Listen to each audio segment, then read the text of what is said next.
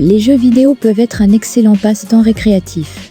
Cependant, la dépendance aux jeux vidéo peut entraîner plusieurs problèmes.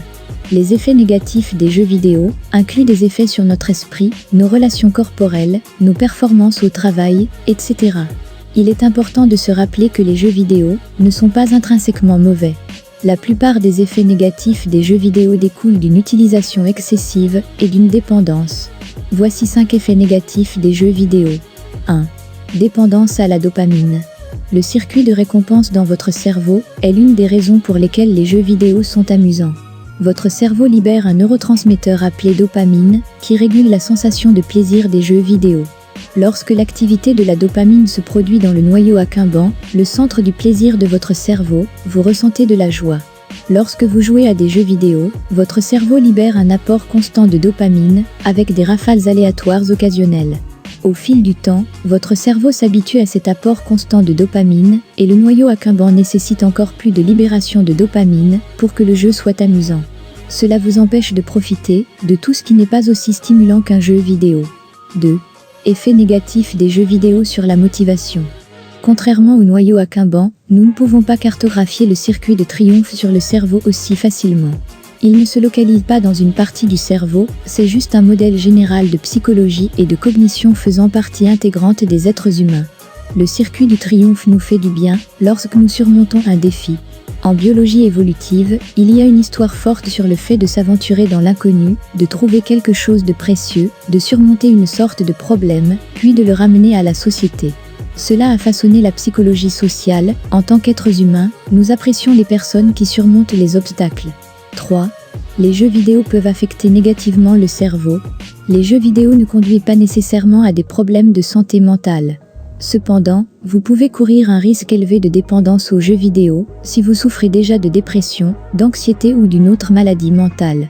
Cela est dû à la façon dont les jeux vidéo affectent votre cerveau.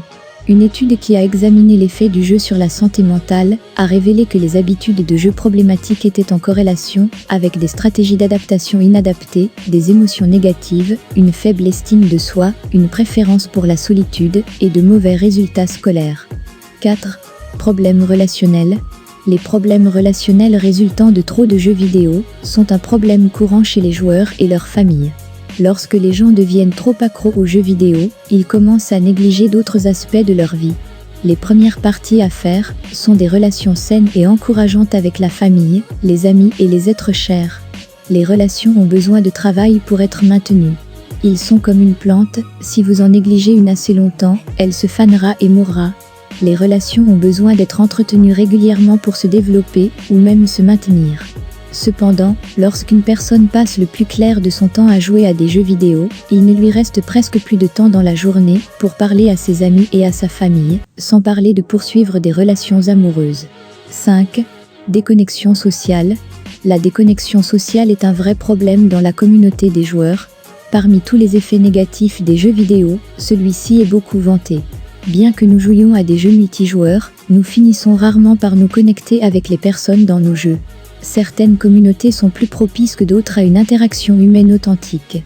Cependant, ceux-ci sont l'exception. L'isolement peut être extrêmement préjudiciable à votre santé mentale. L'évolution n'a pas conçu les êtres humains comme des créatures solitaires. Nous prospérons dans des groupes où nous pouvons nous soutenir les uns les autres.